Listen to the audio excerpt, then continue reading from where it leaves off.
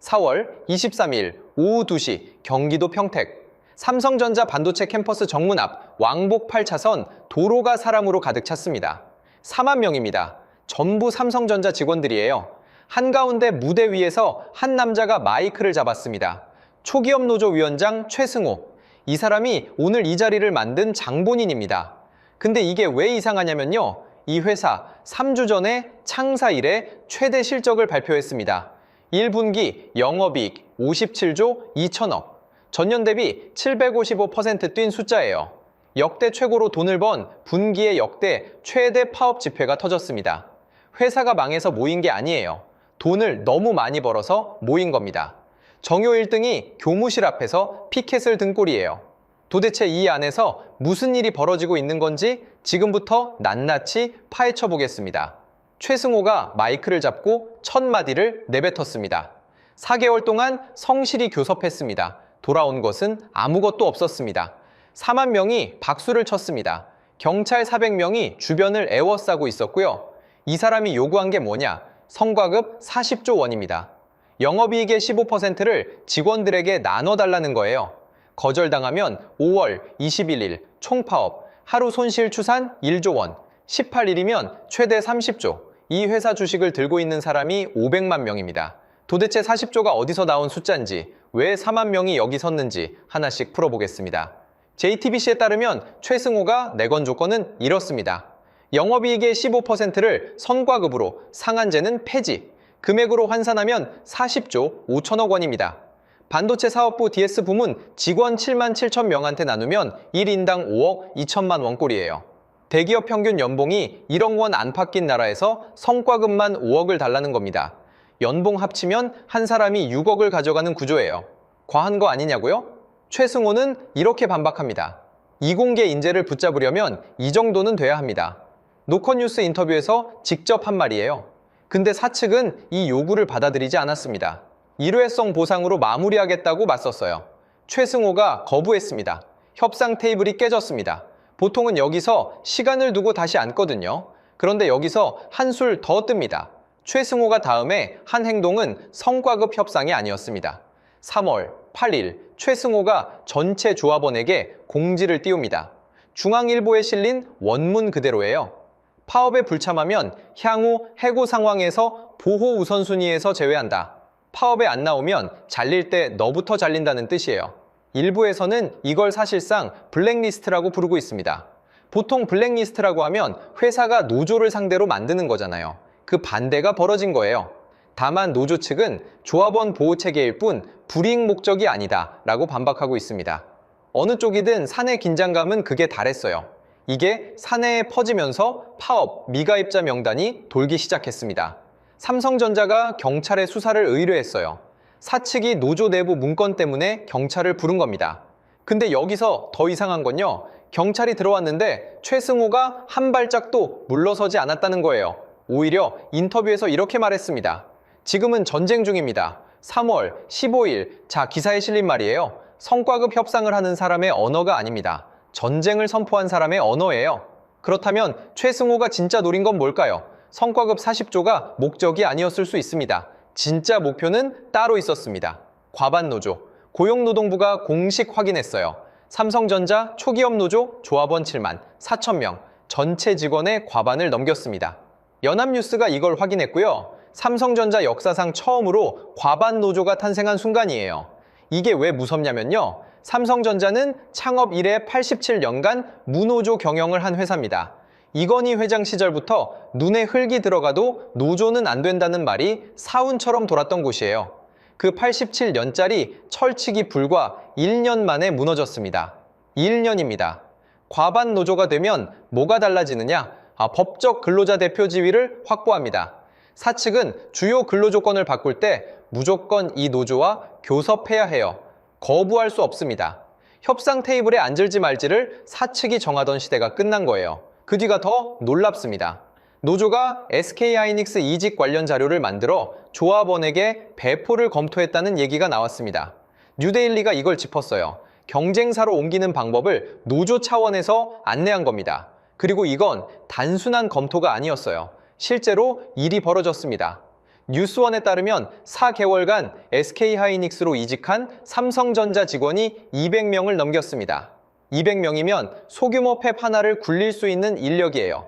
반도체 엔지니어 1명 키우는데 최소 5년이 걸립니다. 가라앉는 배에서 가장 빠르고 똑똑한 사람들이 먼저 뛰어내리고 있는 겁니다. 여기서 끝이 아닙니다. 로이터 통신이 확인한 건데요. 미국 마이크론이 삼성전자 반도체 엔지니어들에게 접촉하면서 제시한 조건이 현재 연봉의 2배입니다. 2배요. 하이닉스 정도가 아니에요. 미국 회사가 태평양 건너서 우리 반도체 인력을 직접 빨아가고 있는 겁니다. 그러니까 삼성전자는 지금 양쪽에서 피를 흘리고 있는 겁니다. 성과급을 안 올리면 인재가 마이크론으로, 하이닉스로 떠나요. 올리면 500만 주주의 배당이 깎입니다. 안 줘도 죽고 줘도 죽는 구조예요. 칼날 위에 서 있는데 양쪽 다 낭떠러지인 겁니다. 근데 최승호는 여기서 멈추지 않았습니다. 결의대회 현장, 평택 캠퍼스 앞 도로 위에 사진이 깔렸습니다. 이재용 회장 얼굴이에요.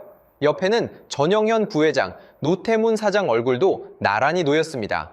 중앙일보와 동아일보가 모두 확인한 현장입니다. 조합원들이 경영진 사진 위를 밟고 지나갔어요. 현장에서 경영진 이름을 비튼 별명이 적혀 있었다고 중앙일보가 전했습니다. 이건 성과급 시위가 아닙니다. 감정이 폭발한 겁니다. 돈 문제를 넘어서 감정 문제로 번졌다는 뜻이에요. 근데 노조 입장에서는 87년간 쌓인 울분의 표출이기도 합니다. 그리고 같은 자리에서 최승호가 최종 선언을 합니다. 다음 달 20일부터 6월 7일까지 18일간 전면 파업. 파업 첫날에는 이재용 회장 자택 앞에서 집회를 열겠다고 예고했습니다. 헤럴드 경제가 이걸 확인했어요. 그리고 이미 벌어진 일이 있습니다. 이틀 뒤 아이뉴스24에 숫자가 떴어요.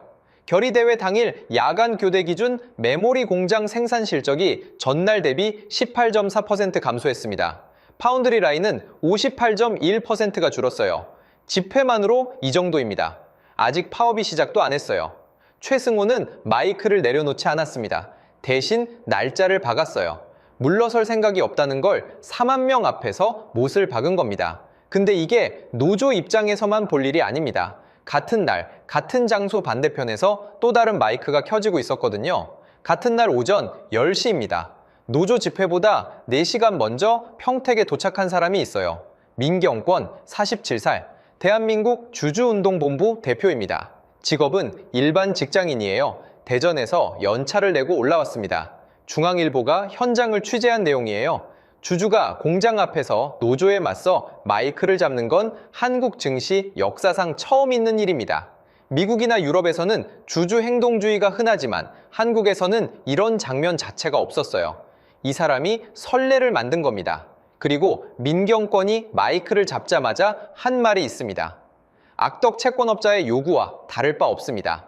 공장을 멈추겠다는 건 수백만 주주의 자산을 볼모로 잡는 행위입니다. 중앙일보에 실린 발언 그대로예요. 노조 측은 이에 대해 정당한 노동권 행사를 볼모라고 표현하는 건 부당하다고 반박했습니다. 양쪽 다 물러서지 않는 거예요. 민경권 뒤에 선 주주들이 일제히 피켓을 들었습니다. 피켓에 적힌 숫자가 2개였어요. 주주 배당 11조 대 노조 요구 40조.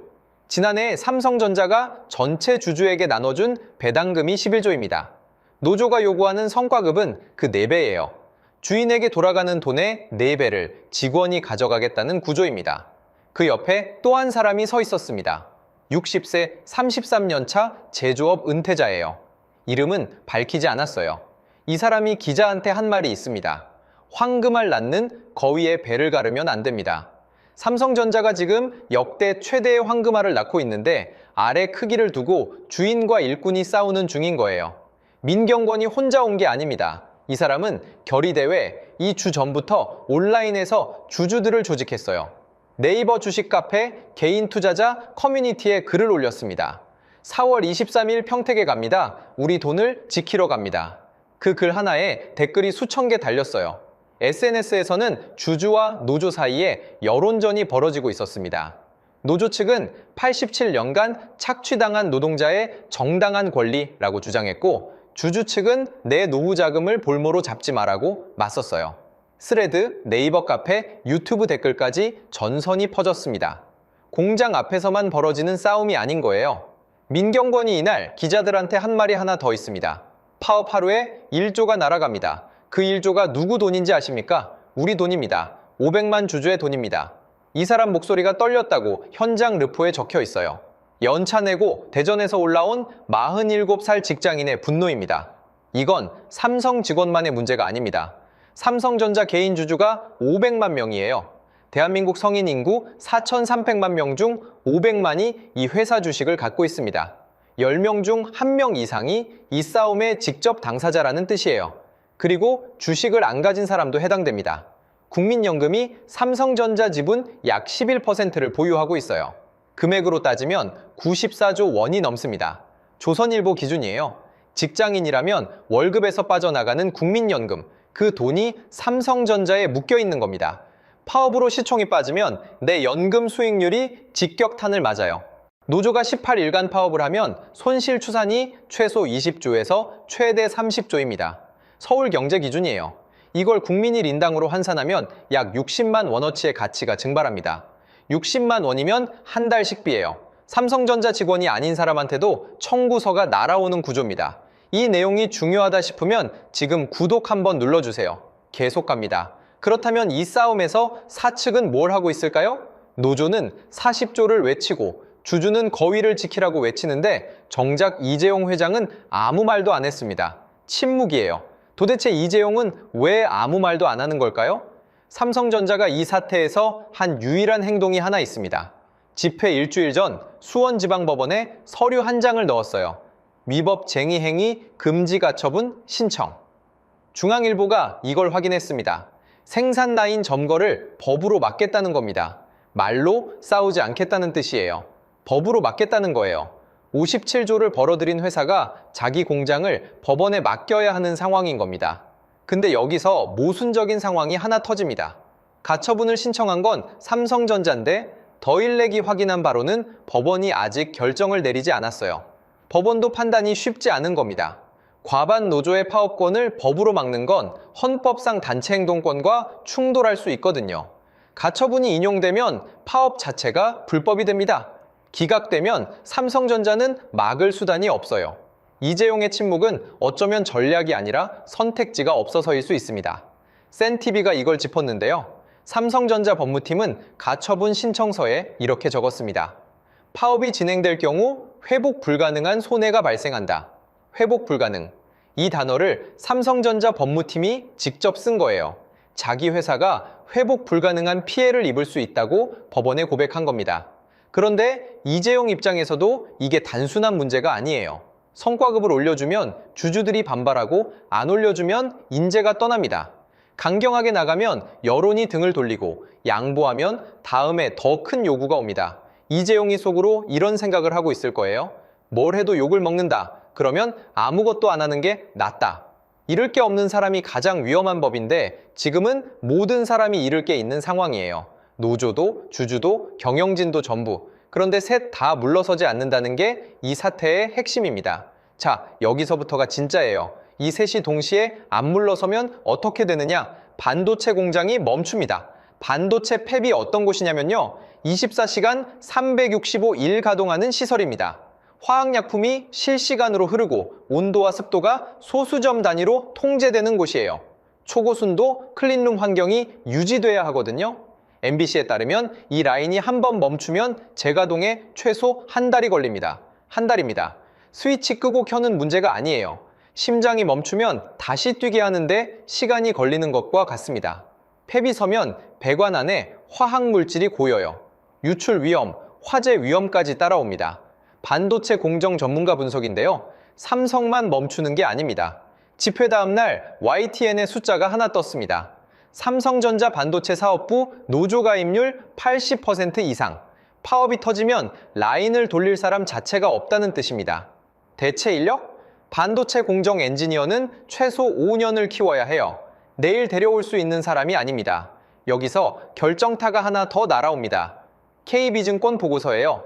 조선비즈에 이런 내용이 실렸습니다. 삼성 파업은 이미 불붙은 메모리 시장에 기름을 붓는 격이다. 삼성이 멈추면 글로벌 메모리 반도체 가격이 뛰고 그 비용은 결국 소비자한테 전가됩니다. 삼성이 멈추는 동안 가만히 있을 회사가 아닙니다. 대만 TSMC가 지금 82조 원을 들여서 생산 설비를 확장하고 있어요. 삼성이 18일을 멈추는 사이에 TSMC가 고객을 가져갑니다. 반도체 시장에서 한 번 뺏긴 고객은 쉽게 안 돌아옵니다. 빈자리는 바로 채워져요. 이건 빈말이 아닙니다. 이 BN에 따르면 AMD는 공급망 안정성을 ESG 평가에 반영하고 있고, 엔비디아는 공급업체 평가 결과를 실제 물량 배분에 직접 적용합니다. 삼성이 한 번 멈추면 평가 점수가 깎이고, 점수가 깎이면 물량이 줄어요. 단순 손실이 아니라 시장 지위가 밀리는 겁니다. 최승호의 머릿속을 한번 들여다보겠습니다. 이 사람도 알고 있을 거예요. 멈추면 우리가 이긴다. 근데 멈추면 이길 회사 자체가 없어질 수도 있다. 칼자루를 쥔 사람이 칼자루째로 부러뜨릴 수 있는 상황인 겁니다. 이게 바로 이번 파업의 본질이에요. 과장이 아니냐고요? 사실 삼성전자 파업은 이번이 처음이 아닙니다. 이걸 이해하려면 시계를 2024년 7월로 돌려야 해요. 2년 전 진짜로 삼성전자 반도체 라인에서 파업이 터졌었습니다. 그때 무슨 일이 벌어졌는지를 보면 지금이 왜 다른지가 보입니다. 2024년 7월 삼성전자 노조가 25일간 파업에 들어갔습니다. 사상 최초의 삼성전자 파업이었어요. 근데 결과가 어땠냐? 첫날 참여 인원 6,500명, 3일 만에 350명으로 쪼그라들었습니다. 전체 직원 12만 5천 명 중 0.3%예요. 찻잔 속 태풍이었습니다. 삼성전자는 대체 인력을 투입해서 라인을 돌렸습니다. 생산 차질 거의 없었어요. 메모리 시장 충격도 없었고요. 노조는 25일을 버텼지만 결국 아무것도 얻지 못하고 복귀했습니다. 조선일보가 당시 이걸 정리했어요. 그때는 그렇게 끝났습니다. 근데 지금은 완전히 다릅니다. 2024년에는 소수 노조였어요. 참여율 0.3%. 지금은 과반 노조입니다. 조합원 7만 4천 명, 반도체 사업부 가입률 80%. 그때는 대체 인력으로 막았지만 지금은 대체할 사람이 없어요. 찻잔 속 태풍이 아닙니다. 진짜 태풍이 오고 있는 겁니다. 그렇다면 그날에 두 갈래의 길이 있습니다. 파업이 터지느냐 안 터지느냐. 이 하나의 변수에 따라 삼성전자의 미래가 완전히 달라져요. 첫 번째 파업이 현실화되는 경우부터 보겠습니다. 조선일보 사설 제목이 이랬어요. 하루 1조 손실, 협박하며 파업 시동 거는 삼성전자 노조. 하루 1조, 18일이면 최소 20조. 거기에 라인 재가동 비용, 장비 점검, 화학물질 처리까지 합치면 30조를 넘길 수 있습니다. 서울시립대 송원재 교수는 안민정책 포럼에서 분당 수십억 원 손실을 추산했어요. 이게 어느 정도 규모냐면 대한민국 1년 국방 예산의 절반입니다. 그리고 민경권은 이 순간을 기다리고 있을 겁니다. 속으로 이런 생각을 하고 있겠죠. 우리 노후가 이 사람들 성과급으로 날아가는 거야. 주주운동본부가 손해배상 소송을 준비할 거예요. 외국인 투자자가 삼성을 빠져나가기 시작할 거고요. 이미 벌어진 일이 있습니다. 유진투자증권 분석에 따르면 올해 1월 말 이후 외국인이 국내 증시에서 순매도한 금액이 54조 원입니다. 이 중 86%가 반도체 업종에 집중됐어요. 49조 원어치를 던진 겁니다. 역대급 실적을 발표했는데 외국인은 오히려 팔고 나갔습니다. 전쟁 영향도 있지만 삼성전자 내부 리스크가 투자 심리를 위축시킨 핵심 요인이라는 분석이에요. 유진투자증권 허재환 연구원이 직접 한 말입니다. 파업이 현실화되면 이 매도세가 가속될 수 있어요. 외국인이 빠지면 주가가 빠지고, 주가가 빠지면 시총이 빠지고, 시총이 빠지면 여러분 연금이 빠집니다. 여론도 돌아설 가능성이 있어요. 일부 여론조사에서 노조가 과했다는 흐름이 나타날 수 있다는 분석이 제기되고 있습니다. 정부가 개입하면 최승호가 원했던 성과급 40조가 아니라 노조 활동에 대한 규제를 얻게 될 수도 있어요. 물론 노조 측은 이를 정당한 권리 행사에 대한 탄압이라고 반박할 겁니다. 그러면 파업이 안 터지면 끝나는 걸까요? 두 번째 갈래입니다. 사측이 성과급 일부를 양보하고 파업을 철회시키는 경우예요. 표면적으로는 해결된 것처럼 보입니다. 악수하고 기사 나오고 주가 반등하고. 근데 안을 들여다보면 전혀 다른 이야기가 보여요. 마이크론은 여전히 삼성 직원에게 연봉 2배를 제시하고 있습니다. SK하이닉스로의 이직 행렬도 멈추지 않아요. 성과급을 조금 더 줬다고 해서 그러면 안 떠날게요가 되는 게 아니거든요. 한번 흔들린 충성심은 돈으로 복구가 안 됩니다. 이게 왜 무섭냐면요. 반도체 엔지니어는 이직할 때 특허와 공정 노하우를 머릿속에 들고 갑니다.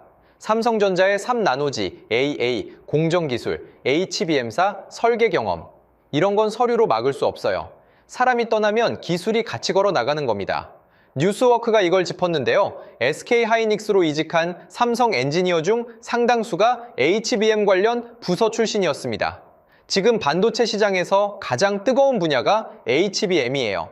핵심 인력이 핵심 기술을 들고 경쟁사로 넘어간 겁니다.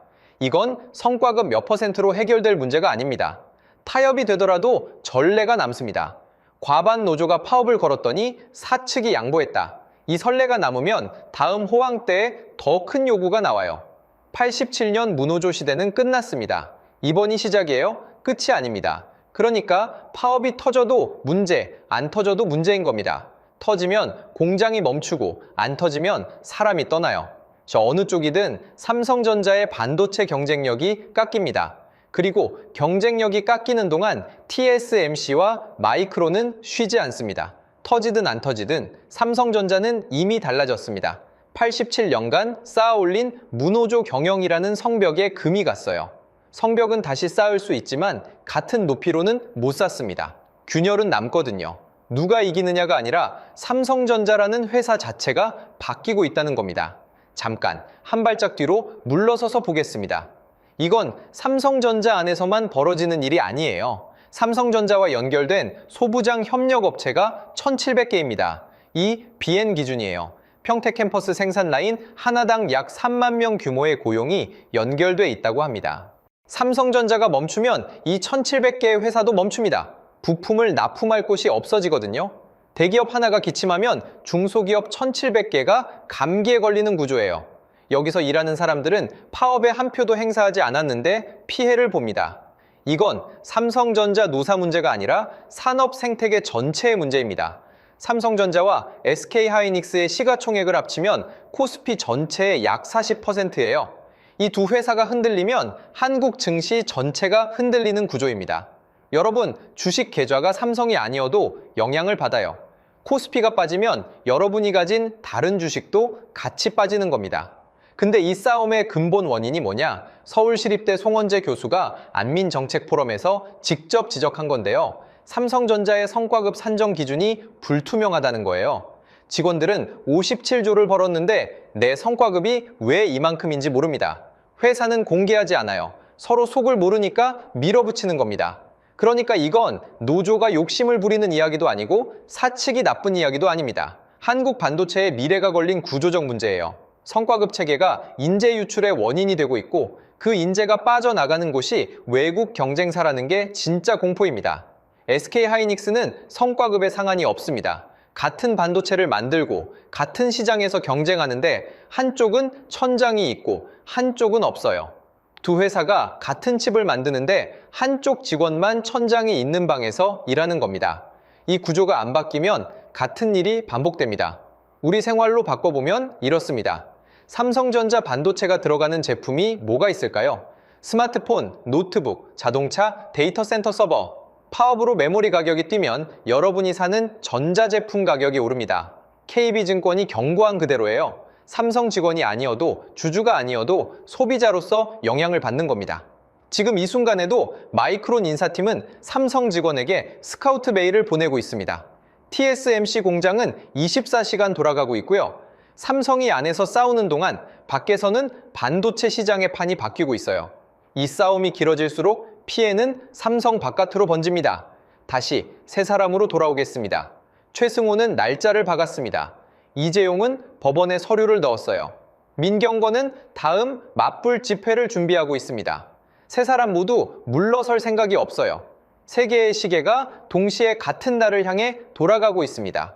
그리고 그 시계 바늘 위에 올라가 있는 게 있습니다. 여러분의 연금, 여러분의 주식, 여러분이 지금 들고 있는 스마트폰 안에 메모리 칩, 전부 이 싸움의 결과에 달려 있어요. 역대 최대 실적, 역대 최대 내전. 어느 쪽이 이기든 한국 반도체는 상처를 입습니다. 87년 무노조 시대는 끝났습니다. 삼성전자라는 이름이 가진 의미가 달라졌어요. 지금까지 삼성은 밖의 적과 싸워왔습니다. 인텔, TSMC, 마이크론. 그런데 이제는 안에서도 전쟁을 치러야 해요. 밖에서는 시장을 뺏기고 안에서는 사람을 잃는 안팎으로 전선이 열린 겁니다. 이재용의 속마음을 마지막으로 한번 들여다보겠습니다. 이 사람은 지금 아무 말도 안 하고 있어요.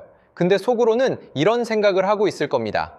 아버지가 87년간 지킨 성벽이 무너지고 있다. 근데 다시 쌓을 벽돌이 내 손에 없다. 침묵하는 이유가 여기 있을 수 있습니다. 5월 21일까지 남은 시간은 26일입니다. 최승호의 마이크는 아직 꺼지지 않았고 이재용의 침묵은 계속되고 있어요. 삼성전자 반도체 라인이 진짜 멈출까요? 노조가 꺾일까요? 사측이 꺾일까요? 아니면 둘 다 부러질까요? 여러분은 어떻게 보시는지 댓글로 남겨주세요. 좋아요 꾹 눌러주시고요. 궁금한 거 있으면 댓글로 남겨주세요. 구독이랑 알림 설정 잊지 마시고 다음에 또 찾아뵙겠습니다.